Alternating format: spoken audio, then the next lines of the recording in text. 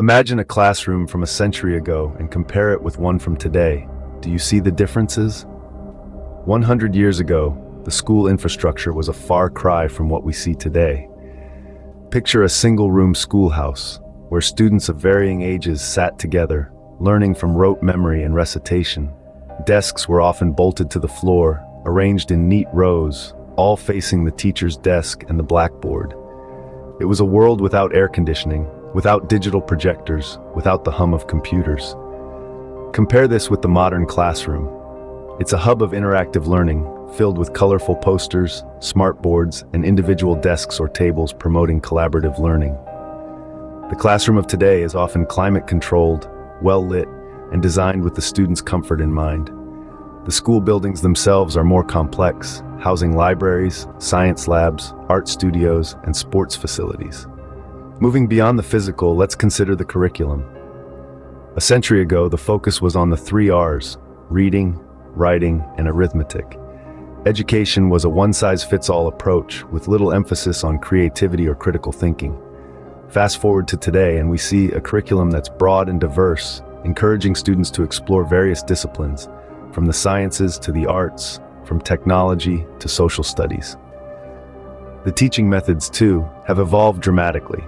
Back then, the teacher was the sole source of knowledge, delivering information in a lecture-style format. Students were passive recipients of this knowledge. Today, the teacher is more of a guide, facilitating discussion and encouraging active engagement. Learning has become more student-centric, promoting independent thought and problem-solving.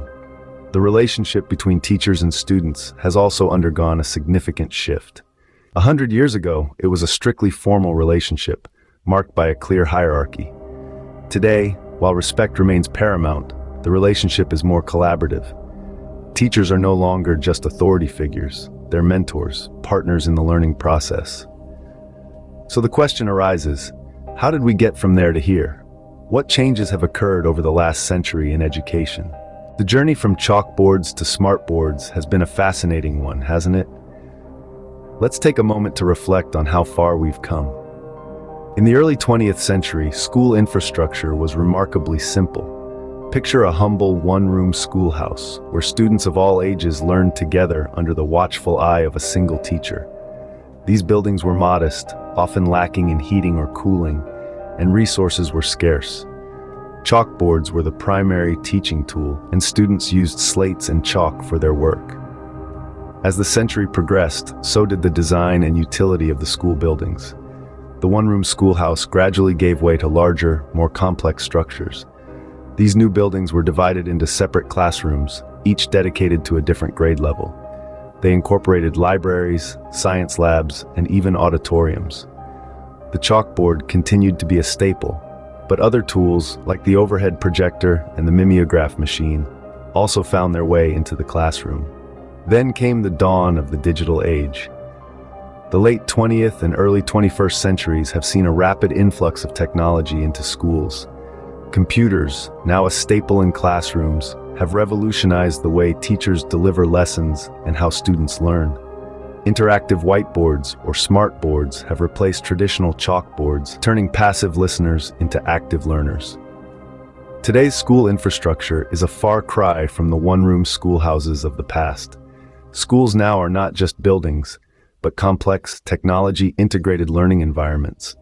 They're equipped with computer labs, digital libraries, and even virtual reality setups, allowing students to explore the world without leaving the classroom. Schools have also become more inclusive, with designs that cater to students of all abilities. Yet, the essence of education remains the same.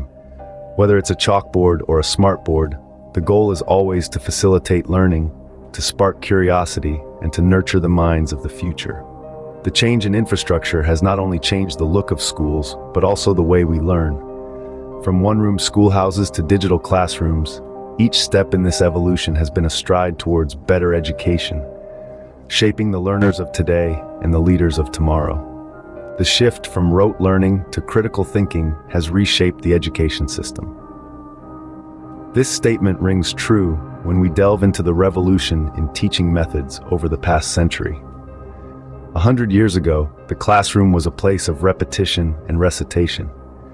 The teacher stood at the front, dictating facts and figures, while the students obediently copied them down, memorizing for the sole purpose of regurgitating this information during examinations. The focus was on rote learning, with little room for creativity, questioning, or critical thinking. However, as the years rolled by, educators began to question this approach. They recognized that not all students learn in the same way, and that the one-size-fits-all method was proving to be ineffective. This marked the birth of a more interactive, student-centric approach to teaching. In this new paradigm, students were no longer passive recipients of information. Instead, they became active participants in their own learning journey. Teachers began to employ a variety of teaching methods, from group work and project-based learning to hands-on experiments and field trips. The emphasis shifted from merely memorizing facts to developing a deep understanding of the subject matter and fostering critical thinking skills. The revolution didn't stop there. The dawn of the digital age brought with it yet another seismic shift in teaching methods. The introduction of technology in the classroom has fundamentally altered the way we teach and learn. Now, information is no longer confined to textbooks. Instead, it's available at the click of a button. Teachers use multimedia presentations, online resources, and educational apps to make lessons more engaging and interactive. Moreover, technology has also made education more accessible. Distance learning platforms have broken down geographical barriers, allowing students from all over the world to learn from the comfort of their homes. In conclusion, the evolution in teaching methods from rote learning to interactive, technology-driven education has not only made learning more engaging, but also more effective. Students are now encouraged to think critically, question, and explore, fostering a love for learning that extends beyond the classroom walls. This shift in teaching methods has made learning more engaging and effective. From rigid, standardized curricula to flexible, inclusive ones, the transformation has been significant. If we take a step back in time, we'll find that a century ago the curriculum was a one-size-fits-all arrangement. The focus was on rote learning, with students expected to absorb and regurgitate information. However, as the years rolled on, educators and policymakers began to realize that this approach was not conducive to fostering a love for learning or developing critical thinking skills. There was a growing recognition that students are not homogeneous entities. They come with diverse backgrounds, interests, and learning styles. In response to this realization, the curriculum began to evolve. The focus shifted from what was being taught to how it was being taught. The emphasis was on understanding rather than rote memorization. The curriculum became less about ticking boxes and more about nurturing curiosity, encouraging inquiry, and developing problem-solving skills. This shift was also reflected in the content of the curriculum. There was a move towards including a wider range of subjects. Arts, music, and physical education, which were once considered peripheral, began to gain recognition for their role in promoting creativity, physical health, and overall well-being. Moreover, the curriculum started to reflect the diversity of our society. It began to incorporate perspectives and contributions from different cultures, races, and genders. The aim was to create a learning environment that was not only inclusive, but also respectful of diversity. This transformation has not been without its challenges. There has been resistance, debates, and controversies, but the change has been steady and relentless. The curriculum of today is a far cry from that of 100 years ago. It is more dynamic, more inclusive, and more responsive to the needs of the learners. And yet, the transformation is far from over. As we move forward, the curriculum will continue to evolve. It will adapt to the changing societal needs, technological advancements, and the ever-evolving understanding of how students learn best. The curriculum has evolved to be more inclusive, and it continues to evolve to meet the needs of learners. So we've seen how schools have transformed over the past century. In the blink of an eye, 100 years have passed, and with them, the face of education has undergone a metamorphosis. It's astonishing how the evolution of education has impacted every aspect of our lives, starting from the very infrastructure that houses our learning process. A century ago, schools were limited, often single-room establishments, serving a handful of students. Today, we have sprawling campuses equipped with state-of-the-art facilities designed to foster a conducive learning environment. These architectural marvels are a testament to how we've recognized the importance of a suitable physical space in shaping young minds. The teaching methods have seen a revolution too. The days of rote learning and one-way communication have given way to interactive, student-centric approaches. Teachers are no longer merely dispensers of knowledge, but facilitators, guiding students to discover knowledge for themselves. The curriculum, once limited and rigid, has now become diverse and flexible. It has expanded to include a variety of subjects that cater to the different abilities and interests of students. The importance of holistic education, that not only focuses on academics, but also on the overall development of the child, has been realized.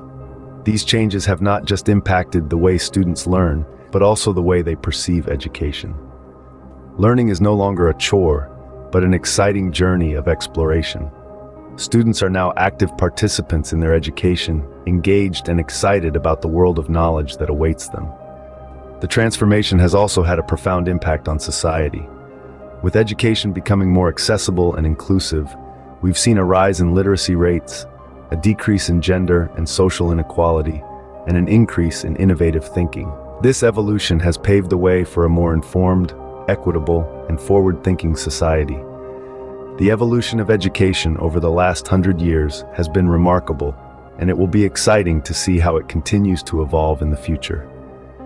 This journey of transformation reflects our commitment to providing quality education for all. And as we look forward, we can only imagine what the next 100 years will bring.